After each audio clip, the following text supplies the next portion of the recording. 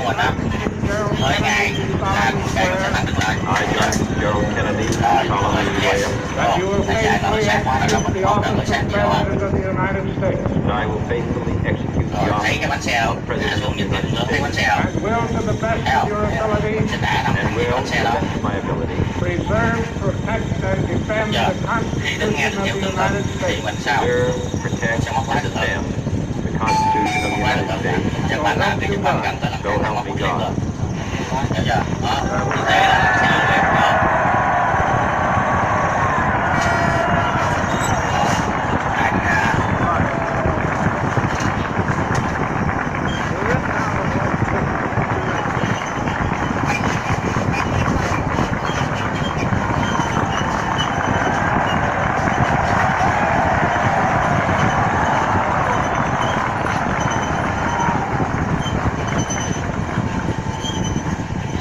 Vice President Johnson, Speaker, Mr. Chief Justice, President Eisenhower, rồi bài này thì lưu ý sao? Mình cho xe mình quá lớn, quá dài đúng không? Mình sẽ phải xét Truman, mình xét về phía bên phải của mình để gì?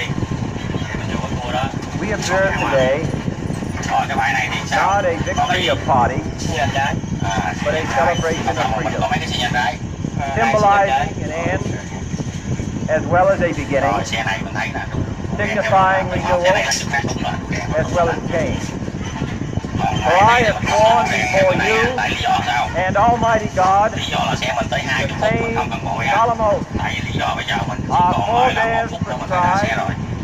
nearly a century and three quarters ago. Như thế này nha, mình thì The world is very different now.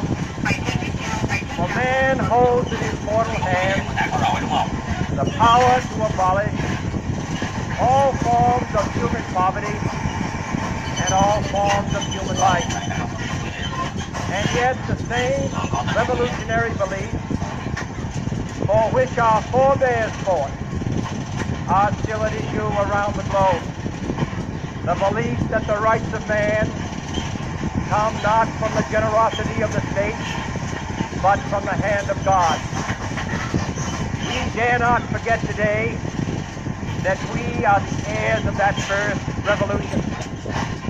Let the word go forth from this time and place to friend and foe alike, that the torch has been passed to a new generation of Americans born in this century, tempered by war, disciplined by a hard and bitter peace, proud of our heritage, and unwilling to witness or permit the slow undoing of those human rights to which this nation has always been committed, and to which we are committed today at home and around the world.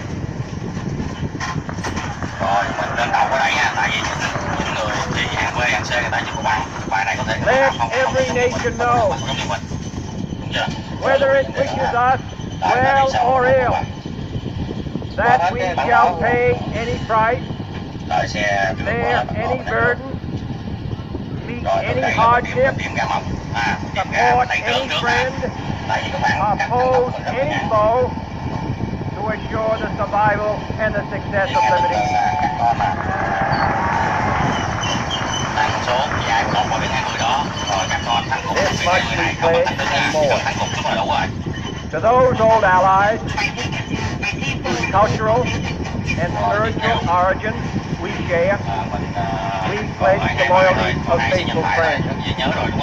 United, there is little we cannot do in a host of cooperative ventures. Divided, there is little we can do, for we dare not meet a powerful challenge at odds and split asunder.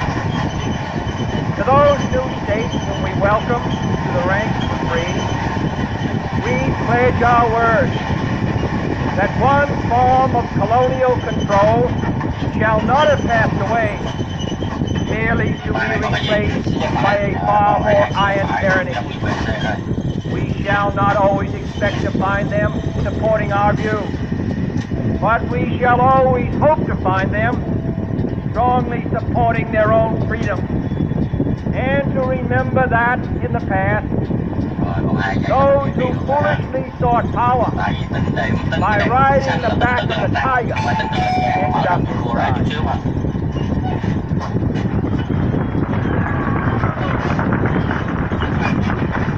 To those people in the huts and villages of afterglow, struggling to break the bonds of mass misery, we pledge our best efforts to help them help themselves.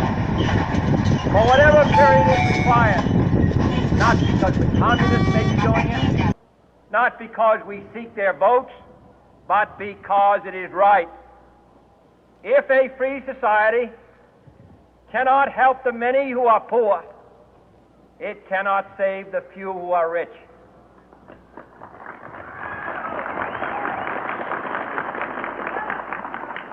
To our sister republics south of our border, we offer a special pledge to convert our good words into good deeds, in a new alliance for progress, to assist free men and free governments in casting off the chains of poverty.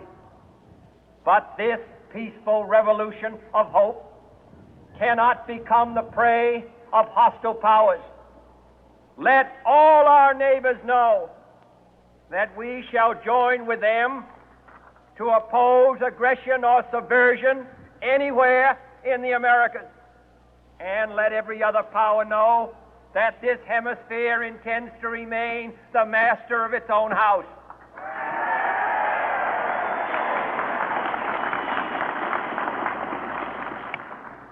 To that World Assembly of Sovereign States, the United Nations, our last best hope, in an age where the instruments of war have far outpaced the instruments of peace, we renew our pledge of support to prevent it from becoming merely a forum for invective, to strengthen its shield of the new and the weak, and to enlarge the area in which its writ may run.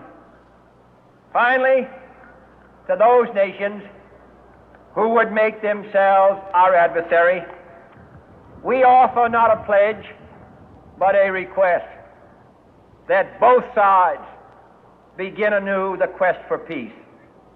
Before the dark powers of destruction, unleashed by science, engulf all humanity in planned or accidental self-destruction.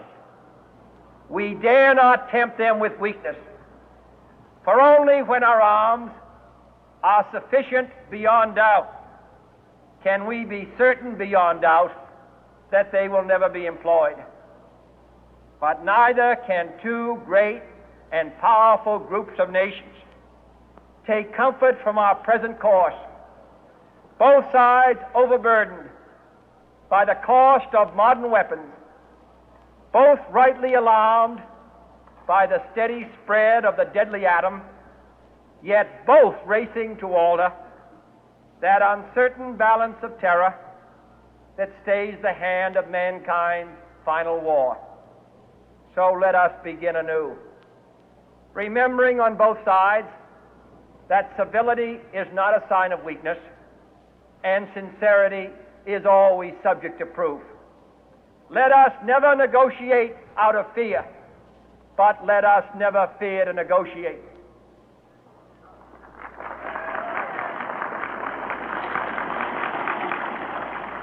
Let both sides explore what problems unite us, instead of belaboring those problems which divide us. Let both sides, for the first time, formulate serious and precise proposals for the inspection and control of arms, and bring the absolute power to destroy other nations under the absolute control of all nations.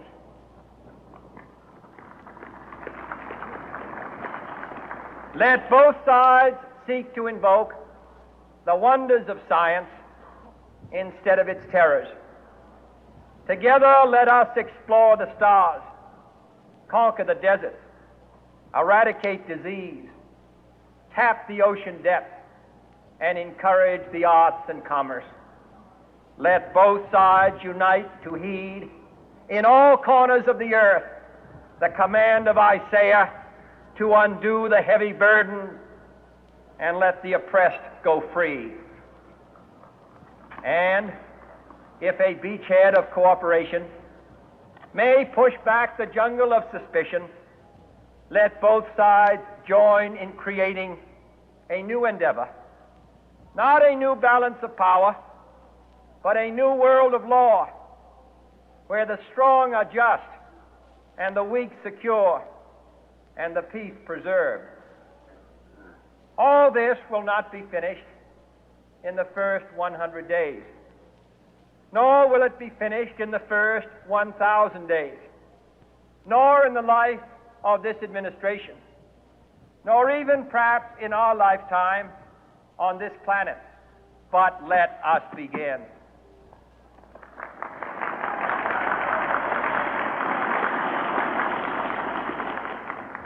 In your hands, my fellow citizens, more than mine, will rest the final success or failure of our course. Since this country was founded, each generation of Americans has been summoned to give testimony to its national loyalty. The graves of young Americans who answered the call to service surround the globe. Now the trumpet summons us again, not as a call to bear arms, though arms we need, not as a call to battle, though in battle we are, but a call to bear the burden of a long twilight struggle, year in and year out, rejoicing in hope, patient in tribulation, a struggle against the common enemies of man, tyranny, poverty, disease, and war itself. Can we forge against these enemies a grand and global alliance, north and south, east and west, that can assure a more fruitful life for all mankind? Will you join in that historic effort?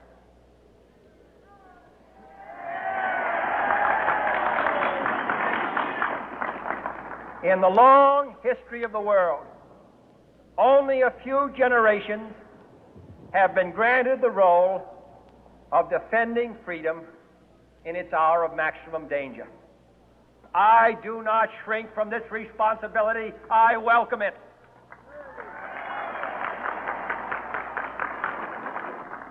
I do not believe that any of us would exchange places with any other people or any other generation.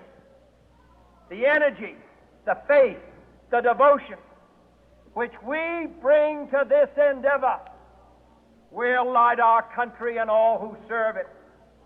And the glow from that fire can truly light the world. And so, my fellow Americans, ask not what your country can do for you, ask what you can do for your country.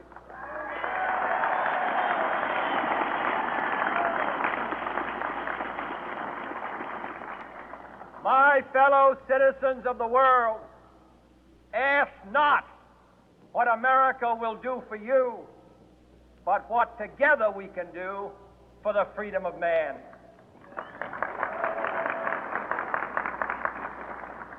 Finally, whether you are citizens of America or citizens of the world, ask of us here the same high standards of strength and sacrifice which we ask of you.